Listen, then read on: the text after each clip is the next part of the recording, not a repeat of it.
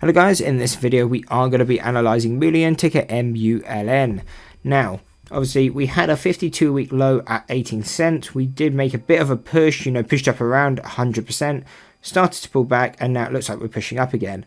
Now, this could, and it's something I may be looking to trade, is this could be the so-called bottom. $18 again, we've done a move to the upside, we pulled back. If we can kind of break this high, we'd most likely confirm that we are going to continue higher. So again, the main thing I'd be looking at is the options. Not massive volume over on these, but if we can start finding some maybe relatively cheap calls, might just be something I can hold. If nothing happens, again, I won't be putting in much money, so if I lose a premium, it won't matter. It will just be a small loss. But if the stock does continue to move, those premiums can really start to hit, and we could be seeing 100% gain. So that's really how I'll be looking to hit this. Basically a bit like how I'm looking to hit Bed Bath & Beyond, if you've not seen that video, or if you have seen that video.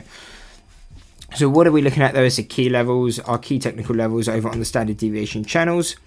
And going forward, we can see the only support we have on a statistical basis is 5 cents. Are we going to hit that low? Probably not.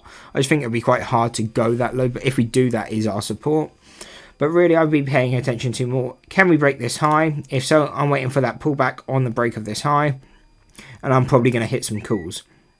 What are going to be targets? So we do have a target at 47. Again, I'll probably just move stops to break even coming into this level. May get a quick short play intraday with shares, but we'll see how that plays out. And if we start to break that, then I've got resistances at 83 and 90 cents. These would be my targets on the calls. And also, if we hit it, not only will I be cutting out the calls, but I will probably be hitting this short bias. Again, if I can, trade it just with puts. If kind of the implied volatility is really high, what I may have to do is short it with shares and just buy some calls as a hedge, because I'm never trading these things naked as a short.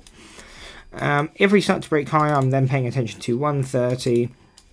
Going on to $1.75, $2, and final two levels at $3 and $4.20.